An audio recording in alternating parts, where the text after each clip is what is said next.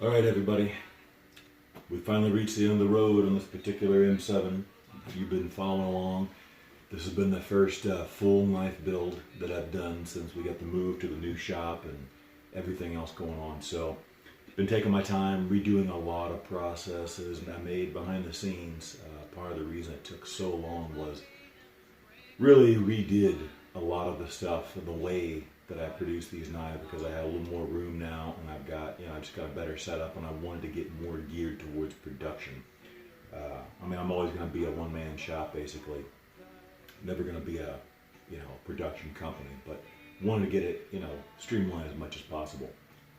That requires a lot of rethinking and a lot of the maths get involved, and so that kind of slowed me down. But it was worth it. We're going to see dividends paid for that.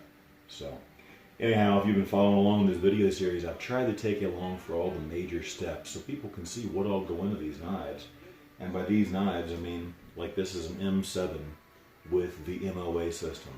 And for those that don't, know or care, the MOA system is the Make It Out Alive system.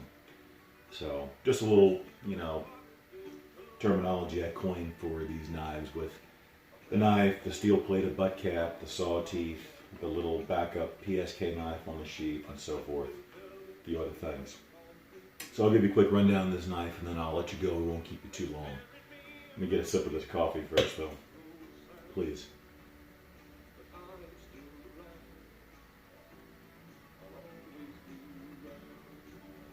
That's good stuff, Alex. So we have here is the M7. This one I really like. It came out a little different than the usual green or black. This beautiful tan cord. I think it offsets that gun coat nicely. If you don't know what gun coat I'm talking about, the traditional Rambo knives, First Blood knives, they have the two-tone finish. We have the polished or brushed stainless edges.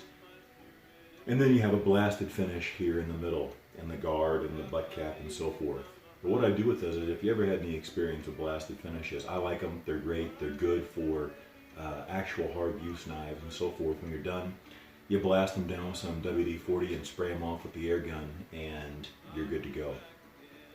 The problem is that for users and collectors alike, the downfall of the blasted finishes is number one, they do tend to invite corrosion because you've now opened up the surface of the steel. There's a lot more surface area and areas for moisture to get trapped.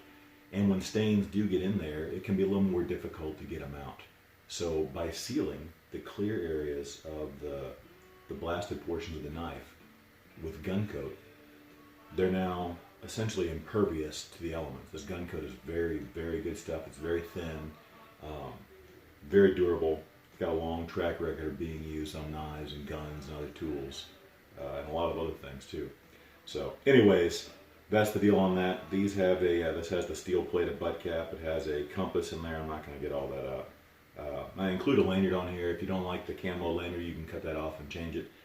I make it long enough to be slightly adjustable. I like to wrap it around my hand. So this one's a little bit longer than I would normally have it. But with this knot, you can slide it down to get to where you want it. So, and if you don't want one, snip it off. No big deal. It's not going to hurt anything. But this one came out beautifully. We don't put these knives in the sheaths once they're complete. I leave that up to the new owner to do. Most users don't care, most people don't care, but some collectors like to keep them out because sometimes just putting a knife in the sheath, you can get a light, not really a scratch, but a line, a handling mark, they call it. So for those that like to keep them as pristine as possible, I leave that up to them. So they ship, obviously in the same package, but separately. The sheath came out. Just love these two. They have a water repellent coating on there. And we've talked about the swivel and all that, and the lift, the dot snap. I mean, that's just not going anywhere. PSK knife gets gun coat as well. Got a nice leg. You can take that off if you don't like the nylon webbing, and you can add a leather thong or whatever it is you like to do. This is long enough to go probably about just about anybody's leg, unless you're a rather large person, so you can do what you want with that. This one came with an optional accessory. Had a ferro rod handle. Now this one doesn't have a hollow handle, but this is blasted aluminum with the ferro rod on there. Lanyard that matches the lanyard on the knife here, compass. So just another navigational tool and, fire starting tool. I wouldn't put too much stock in the button compasses. My experience is they can be a little flighty. But if you're down to your last option, which is what these knives and these kits are all about, it can be better than nothing. So nothing wrong with redundancy. Plus, if you have two, like he's got one on the butt cap here, one here, you can make sure you're getting the same bearing, and then you can have a lot more confidence in where you're going as well. But yeah, that's pretty much it, fellas.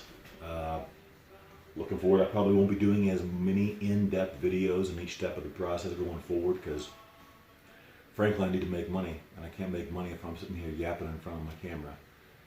So, yeah, had a good time. Thank you for your support. I appreciate it. We've got a lot more new options coming out and some other improvements. So, looking forward to that. Have a great day, guys.